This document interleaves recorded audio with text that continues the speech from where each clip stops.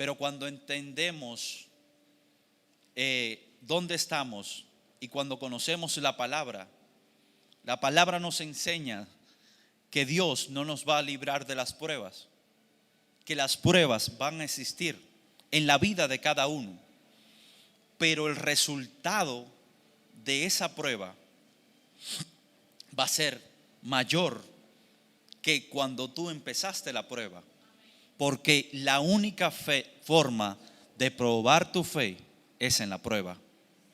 Porque si tú no tienes prueba, ¿cómo tú pruebas tu fe? Si a ti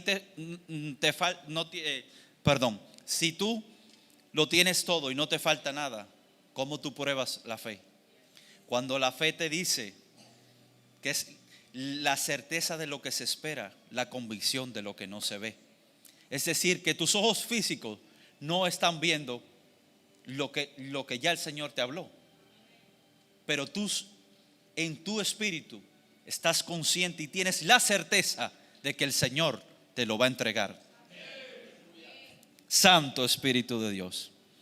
Pero hoy en esta prédica quería abordar un poco más, enseñar, porque es bueno entender el contexto donde se está dando esta palabra.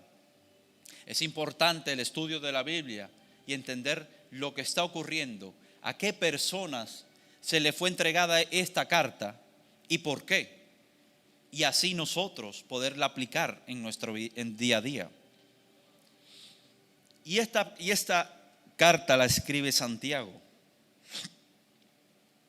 Y cuando él está escribiendo esta carta, en el momento histórico está ocurriendo algo en el pueblo de Israel. Comienza a haber una persecución contra el pueblo de Israel.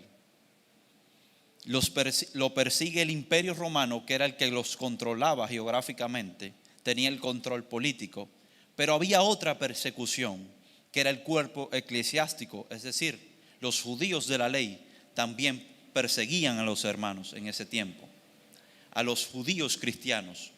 Y entonces muchos de ellos tuvieron que caminar y ser dispersados por varias regiones a causa de la persecución. Y lo interesante de esto es que esta carta va dirigida a ellos, a fortalecer su fe, porque sabemos que la persecución es algo que no es agradable para nosotros. A nadie les gusta que nos persigan, que nos estén acosando.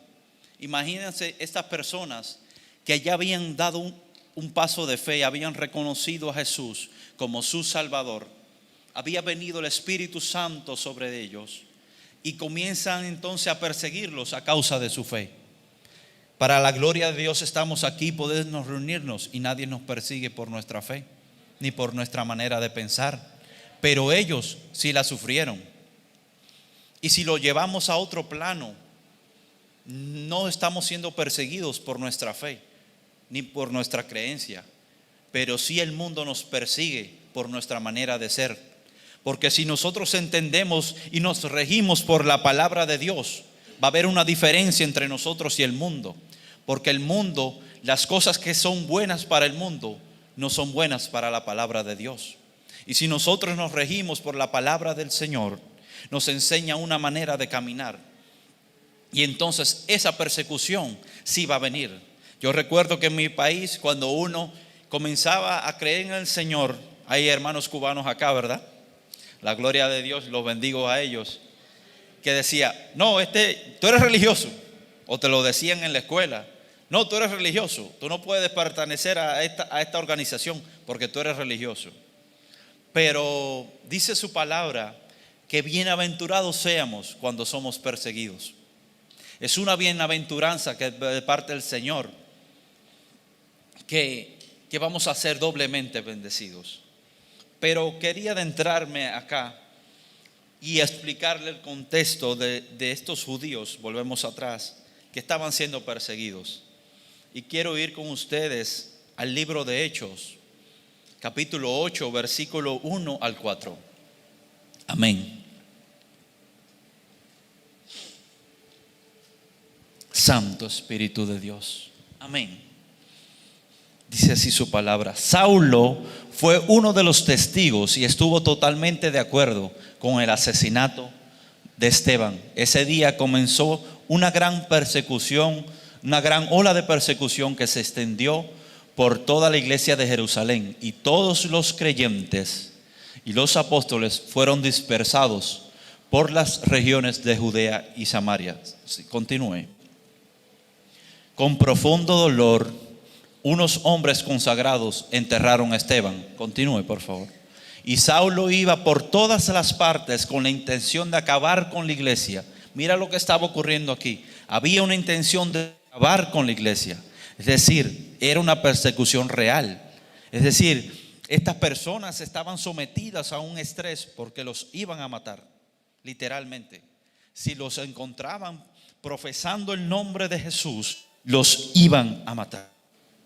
Y yo quiero que usted entienda, hermano, que aunque nadie lo haya amenazado de muerte, o a muchos sí en otros tiempos, en mi país hubo un tiempo donde las personas que creían en el Señor iban presos.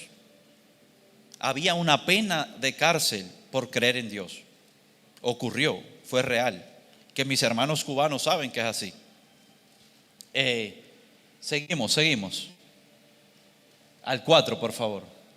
Y así que los creyentes que se esparcieron predicaban la buena noticia acerca de Jesús a donde quieran que iban.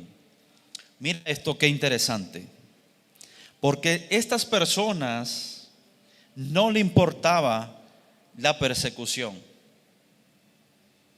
Y me cautivó el verso 4 cuando lo estoy leyendo, porque me dice: porque los que fueron esparcidos, estoy leyendo acá la Reina Valera, puede que haya alguna diferencia de palabra, pero es el mismo mensaje. Iban por todas partes anunciando el evangelio. Quiere decir esto, que estas personas, no importaba lo que estaban atravesando, cuán estaban siendo perseguidos, ellos entendían y tenían la visión clara de cuál era su misión aquí en la tierra.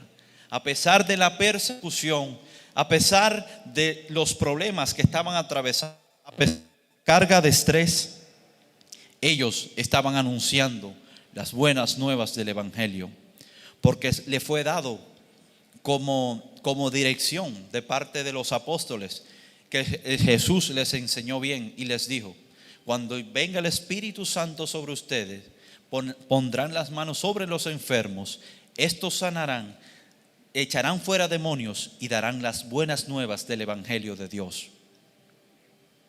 Y estas personas, entendiendo su misión, a pesar de la persecución, caminaban evangelizando, llevando las nuevas del evangelio de Cristo, la salvación, la sanidad y la liberación.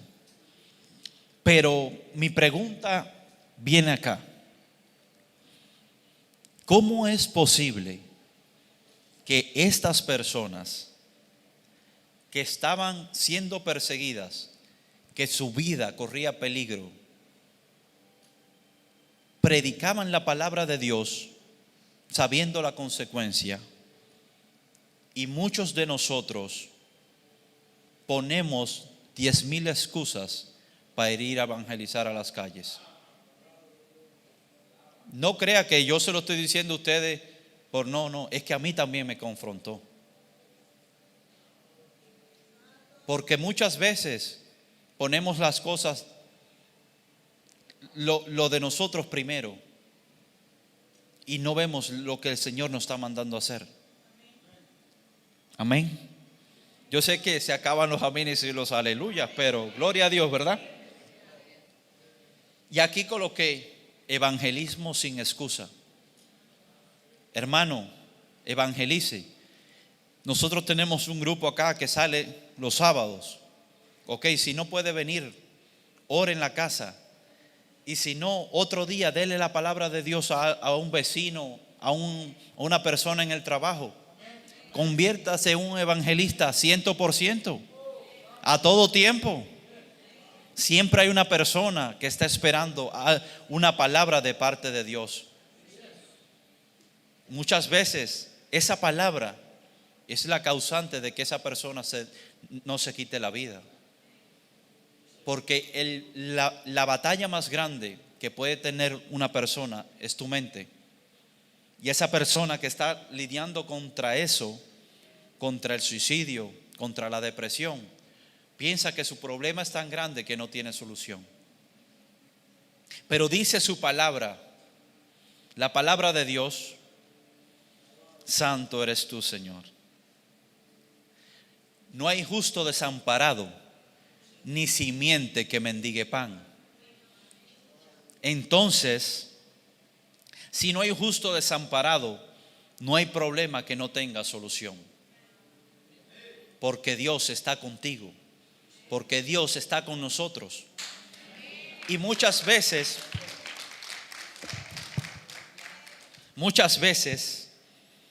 no tener el conocimiento de esto nos hace andar errantes, caminando sin dirección.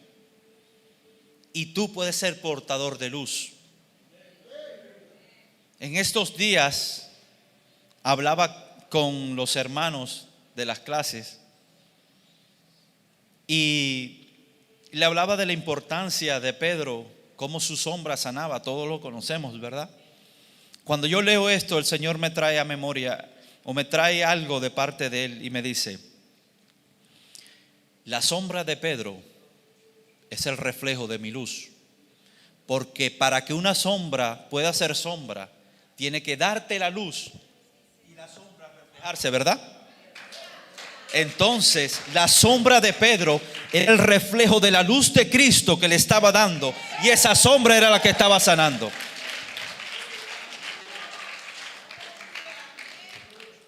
Tengo que dárselos, hermanos, porque así el Señor me da un poquito más, ¿verdad? Entonces tengo que soltar, ¿verdad? Poderoso Dios. Y los traían los enfermos y se presentaban, y la sombra sanaba. No era Pedro, no era la sombra, era la luz de Cristo que estaba trayendo la sanidad. Poderoso Dios. Y mira lo que está pasando acá. Evangelismo sin excusa, hermano. Es tiempo de tomar ese paso. Santo, el Señor ayer me confrontó con esta palabra, porque ayer el grupo evangelismo salió y yo no estaba con ellos. Se los digo, no tengo por qué esconderme. También soy humano y tengo necesidades también, pero le damos la gloria a Dios porque ellos sí salieron y llevaron la palabra del Señor. Y estoy seguro que cada semilla que fue sembrada a su momento va a dar fruto. Que no sea aquí, que sea aquí o que sea en otra iglesia, pero lo importante es que hubo fiesta en los cielos, porque cada vez que un alma va a Cristo hay fiesta en los cielos. Hemos sido llamados a llevar la palabra del Señor, a llevar las buenas nuevas del Evangelio de Cristo. En las calles hay muchos púlpitos esperando que cada uno de nosotros lo tome y lleve la palabra de salvación a cada una de esas personas. Santo eres tú, Señor. Gracias, Padre. Gracias, Señor. Pero la prédica trata de dar gracias en todo tiempo. Demos gracias. Yo quiero hacerle otra pregunta a mis hermanos, y que sean sinceros. ¿Quiénes no han tenido problema en estos días? Levante la mano el que no ha tenido. Estamos en la iglesia correcta, ¿verdad?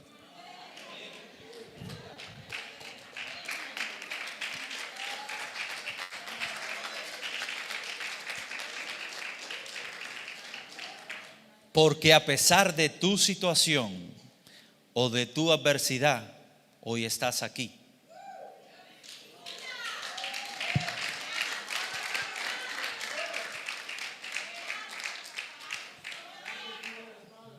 Y lo más importante, que vinimos a alabarlo y a glorificarlo. Sobran las palabras cuando solo que queda es adorarle. Sobran las palabras. Es adorar, adorar, adorar. Él tiene el control. Por eso esta palabra, esta carta que fue escrita para estos hombres, la debemos tomar como enseñanza. Que demos gracias en todo tiempo. No importa la necesidad, no importa el problema. El Dios al cual usted le sirve y yo le sirvo es más grande que cualquier circunstancia, que cualquier adversidad. Tengo un problema con la R, a veces me enredo. Mi esposa se ríe de mí por eso. La bendigo en el nombre de Jesús.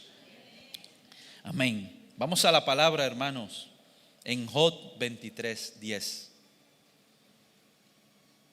Santo eres tú, Señor. Santo eres tú, Señor. Amén. Cuando la tengamos.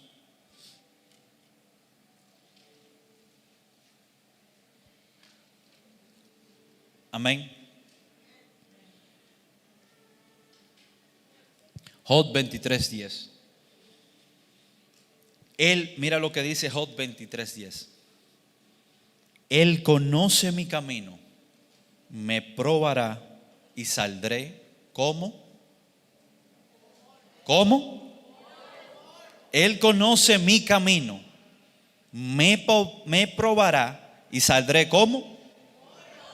¿Cómo? Oro. ¿Quién cree esta palabra?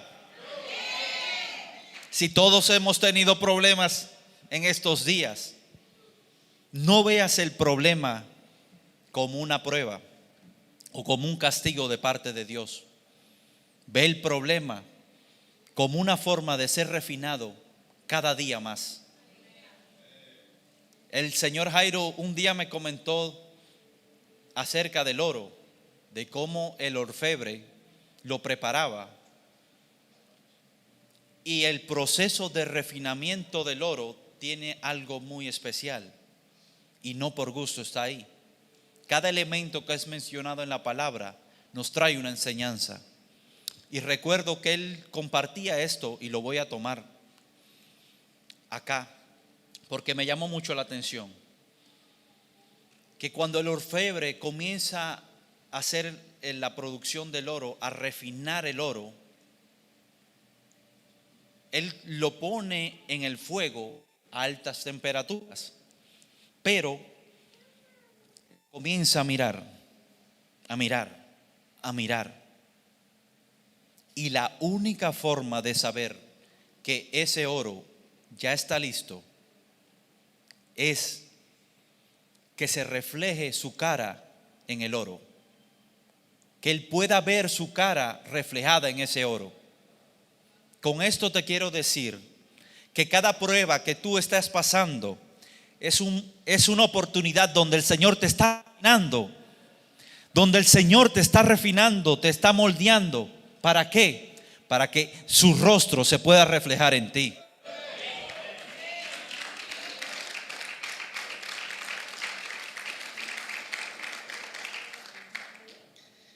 Su rostro se refleja en ti. No es fácil alcanzar la estatura del varón perfecto. Es difícil. Pero eso es una meta que nos debemos trazar. Siempre nos preguntamos, Padre, ¿por qué? ¿Por qué? ¿Por qué estoy pasando esto? ¿Por qué yo? Como hay un meme que dice, Padre, aquí tienes tu mejor guerrero. Tu mejor guerrero está aquí preparado. Pero no importa la prueba, no importa la circunstancia. Es una oportunidad para ir moldeándote.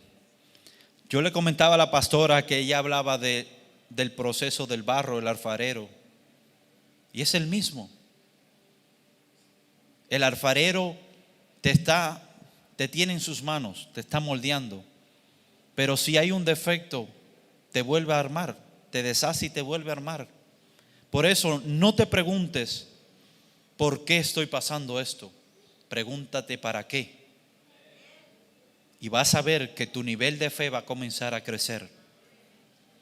La fe solo se mide en el proceso. No hay otro medidor, hermano. ¿Cómo? ¿Tengo fe y estoy bien? No. Tengo fe, estoy en el proceso. Porque creo y sé y estoy convencido que Yahweh me conoce y nunca me va a desamparar. Hermano, ¿cómo así? Sí, Job lo está diciendo. Él conoce mi camino. Él conoce tu camino. Él conoce tu andar. Y si te está mandando una prueba, una circunstancia, dale gracias. Hermanos, esta semana ha sido un poco fuerte para nosotros, pero sí les puedo decir, el Señor me enseñó a eso. Inmediatamente, automáticamente, apenas te esté pasando algo, la mente viene, pum, viene el ataque. El problema viene a tomar tu mente. El problema viene a acaparar tu mente, a traer todos tus sentidos y decir, aquí está el problema, aquí está el problema. No, hermano. El Señor me decía, da gracias. Y apenas tú sueltas eso y le dices, te doy gracias, Yahweh. Te doy gracias, Padre. Gracias, Señor. No sé por qué está pasando eso, pero te doy gracias. Tú tienes el control. Comienza a descender una paz, aunque no tengas la solución. Y esa paz desciende. Y en la paz y en la tranquilidad vienen las soluciones. Quizás en ese momento no las tenga, pero después el Señor te la va a mostrar. Porque para cada una de nuestras tribulaciones, Él tiene una salida. Amén. Santo eres tú, Señor. Y me llamaba la atención cómo el Señor, nuestro Creador, nos conocía, conoce nuestro caminar y entendía que cada una de nuestras pruebas, o entiende que cada una de nuestras pruebas es parte de nuestra formación, de nuestro carácter en Cristo. Pero Él nos enseñó a alguien, nos trajo en su palabra a alguien que caminó en esta tierra como tú y como yo. Y fue un hombre recto, sin manchas, sin arrugas. Y ese es Jesús. Jesús caminó en esta tierra siendo hombre, teniendo carencias, teniendo necesidades, trabajando. Y nos enseñó que aunque es difícil, sí podemos llegar a la meta, sí podemos caminar. Jesús vino a cambiar todo lo que fue traído o todo lo que fue dejado a nuestra humanidad por Adán. Él tenía el control de todo en la tierra, tenía dominio de todos los elementos, pero producto del pecado Él perdió ese dominio. Vino un Jesús y caminó en esta tierra como hombre, hermano. Y obedeció hasta el final para retornarnos esa llave de la salvación. Por eso, hermanos, si es alguien de qué hablar o de un hombre de quien hablar, es de Jesús. Jesús es nuestro modelo. Jesús, el camino, la verdad y la vida. Y nadie va al Padre si no es por Él. Reconocerlo a Él como nuestro Salvador va a activar en nuestras vidas un camino de bendición y llevárselo a otras personas y mostrarle el amor de Jesús. A esas personas van a entender o van a conocer el Jesús el cual les predicamos, el amor de Jesús. Pero quería ir a la palabra, a Colosenses, primera de Colosenses 1, 16 al 20.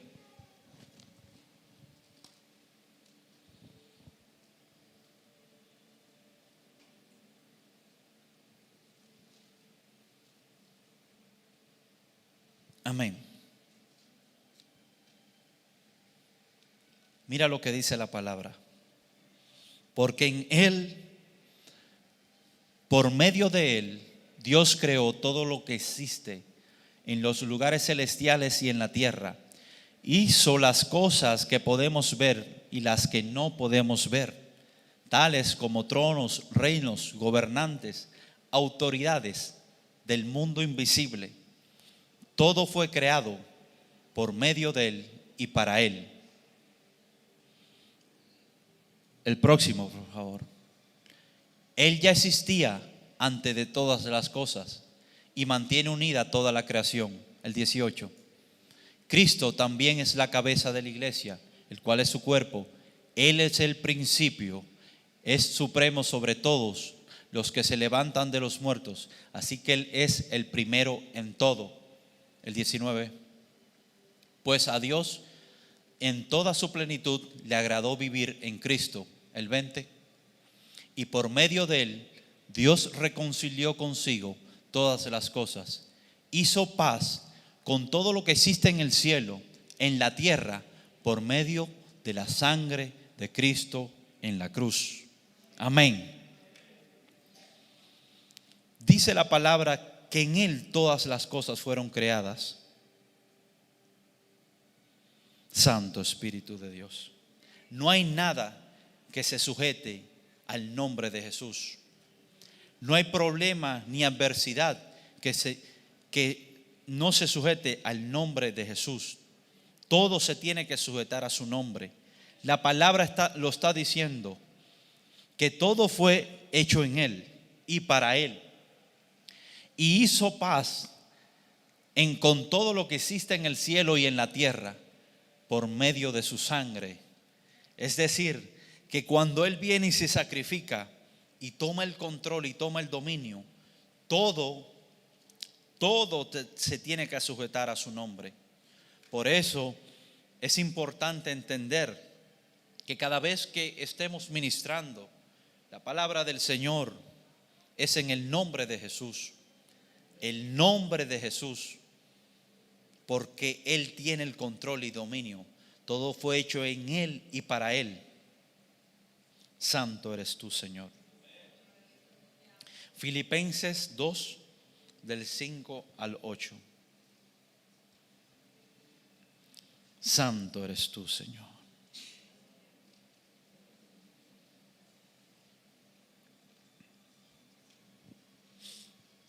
Te adoro. Amén. Filipenses 2, del 5 al 8. Amén. Miren esto. Tengan la misma actitud que tuvo Jesús. Sigan. Aunque era Dios, no consideró que Él ser igual a Dios, sin ser igual a Dios, fuera algo a lo cual aferrarse. El siguiente, por favor. En cambio, renunció a sus privilegios divinos, adoptó la humilde posición de un esclavo y nació como un ser humano cuando apareció en forma de hombre. El otro, se humilló a sí mismo en obediencia a Dios y murió en una cruz como morían los criminales. Jesús se despoja de su divinidad. Todo lo que él tenía en el cielo, Él se despojó de eso. No se aferró a lo que tenía, a la posición que tenía, por tal de darnos un camino a la salvación. Se despojó de su deidad y se hizo igual a los hombres. Se hizo igual a ti y a mí. No le importó caminar en esta tierra como un hombre. Y fue obediente y llevó ese sacrificio hasta la cruz y se sacrificó por ti y por mí. Por eso es importante cada vez que hablemos de Jesús. Y si estamos evangelizando, háblele de Jesús a las personas. Jesús existió.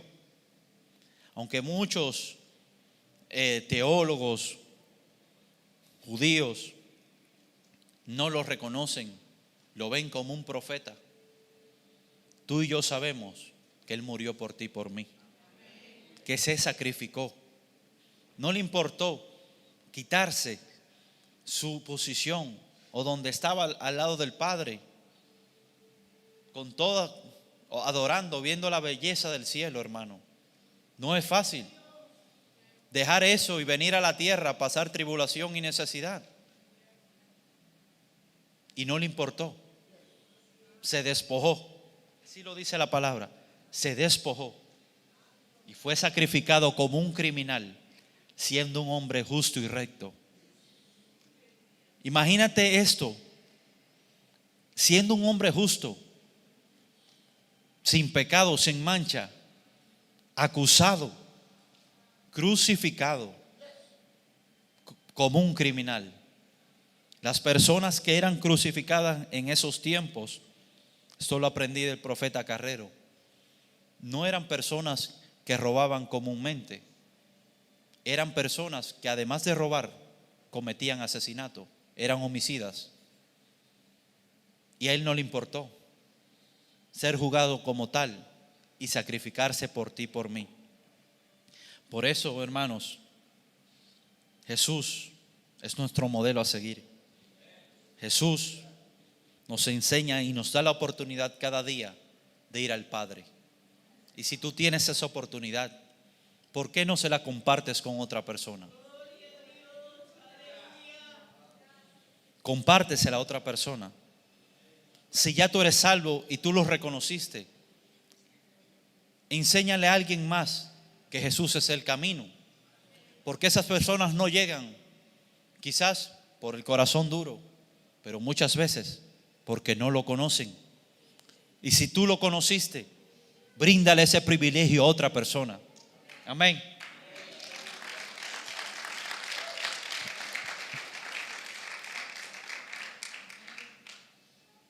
Y había algo que me llamaba la atención. Y es en el versículo 5. Podemos ir a Filipenses, el versículo 5. Una palabra. Es importante que cuando leamos la Biblia lo hacemos detenidamente. ¿Por qué? Porque cuando tú lees detenidamente, das tiempo a que el Espíritu Santo comience a revelarte palabras. Y palabras tienen significados muy importantes. Y hubo una palabra que me llamó la atención. Y es: tengan la misma actitud. La palabra actitud. Y lo busco. No tiene concordancia en el hebreo, pero en el griego sí. Y dice: tener una disposición interior, una manera de pensar y que dirige la conducta. Mira cómo trabaja esto, te lo voy a desglosar. Cuando tú tienes la actitud de hacer algo, viene una disposición en tu interior que te dispone a hacer algo. Es decir, muévete, te va a disponer. Pero viene un pensamiento que lo hago o no lo hago.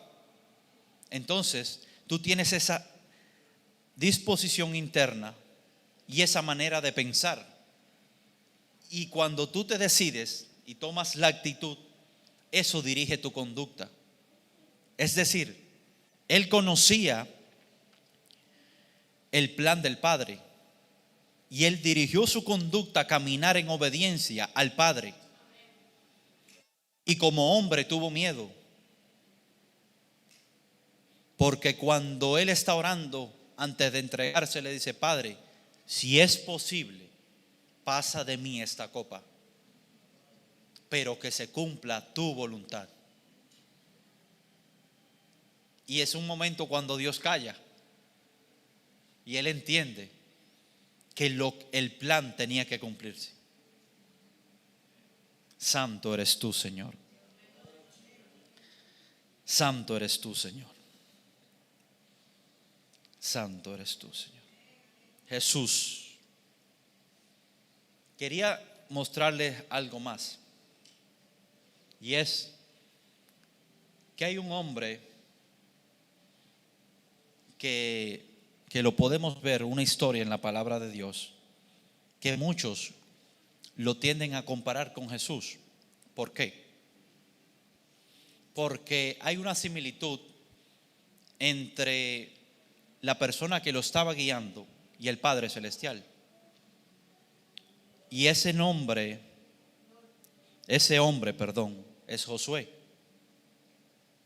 uno de los escogidos para ser un espía. ¿Por qué digo esto?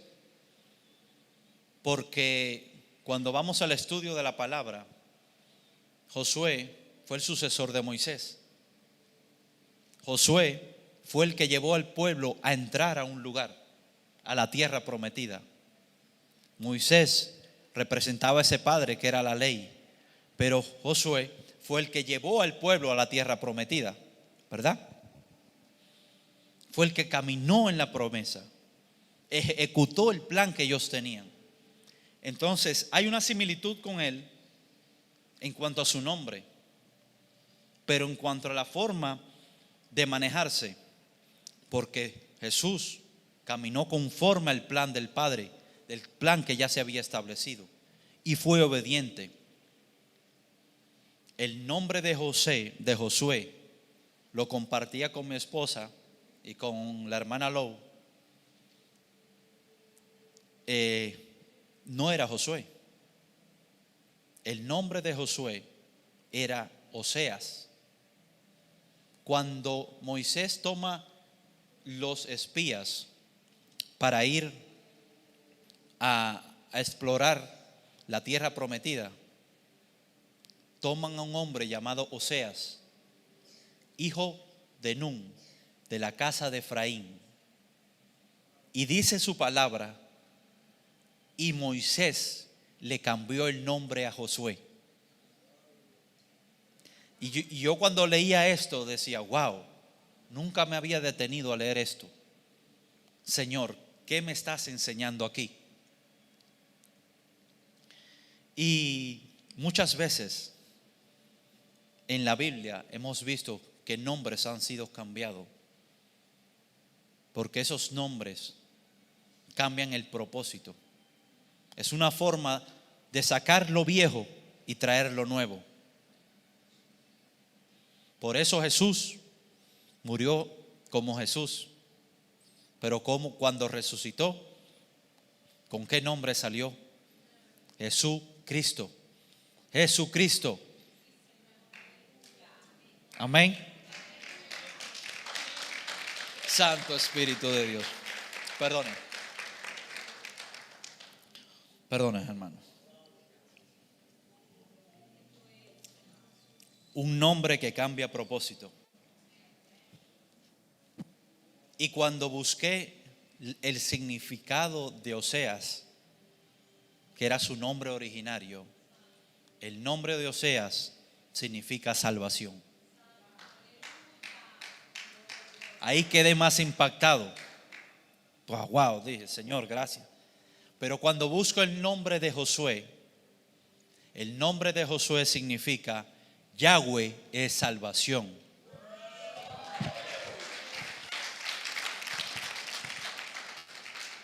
Y le decía, wow, Señor, gracias, pero quiero más.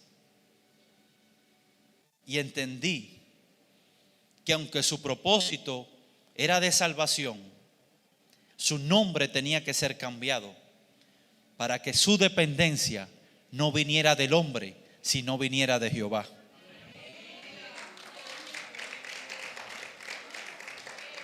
Para que su dependencia sea de Dios.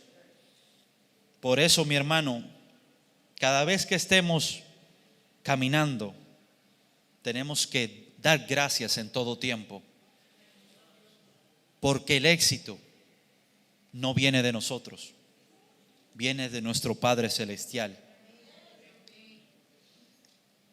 Y es tremendo, y me impactaba cuando yo leía esto. Literal, así dice su palabra. Yahweh es salvación. Es Yahweh el que nos da ese privilegio, que no importó sacrificar a su hijo para que tú y yo hoy fuéramos salvos. Amén. Poderoso eres tú. Y a ir a la palabra de Dios, Ya estamos terminando, mis hermanos. Primera de Corintios 10:13.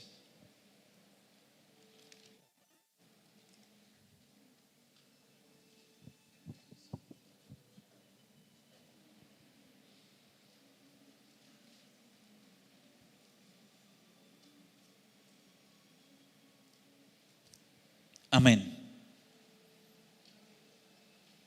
Las situaciones que enfrentan en su vida no son distintas de las que otros atraviesan. Dios es fiel. No permitirá que la tentación sea mayor de lo que puedan soportar. Cuando sean tentados, Él le mostrará una salida para que puedan resistir. Santo eres tú, Señor. En otra versión, la palabra tentación es prueba. Por eso, cada vez que estemos enfrentando una prueba, hay que recordar, mira lo que dice. Las tentaciones que enfrentan su vida no son como las de los otros. Pero mira lo que dice aquí. Y Dios es fiel. Punto y coma. Te está recordando que si por algún momento tú olvidaste que tu Padre Celestial es fiel, Él está ahí. Y siempre estará ahí. Lo que muchas veces tratamos de buscar la ayuda de los hombres antes de primero buscar la ayuda de Dios. Esta semana fui confrontado también con esta palabra y se lo decía a mi esposa. ¿Cómo es posible que yo busque al hombre sabiendo el Dios al cual yo le sirvo? Y estoy seguro que a muchos nos ha pasado. No, déjame llamar a este amigo, déjame llamar a fulano, déjame llamar a mengano. ¿Te has puesto a orar primero? Incluso en tu oración, Él te va a dar la solución. Porque en tu oración, Él te puede revelar cuál es el siguiente paso. Cuando tú entras en intimidad con el Espíritu Santo, dice su palabra que el Espíritu Santo os guiará a toda verdad, a toda justicia y a todo juicio. Entonces, si eso me dice su palabra, yo entiendo que cuando yo entre en una comunión con el Espíritu, Él te va a dar la solución. Mira lo que dice Primera de Corintios 10:13. Y Él le mostrará una salida. Su palabra no miente. Por eso es importante dar gracias en todo tiempo, porque Él te mostrará una salida. Él te mostrará.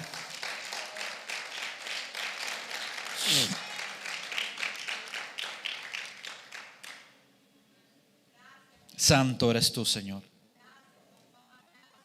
Viene acá a mi mente y me dice el Señor: ¿de quién depende mi socorro? Depende de Jehová, el que hizo los cielos y la tierra.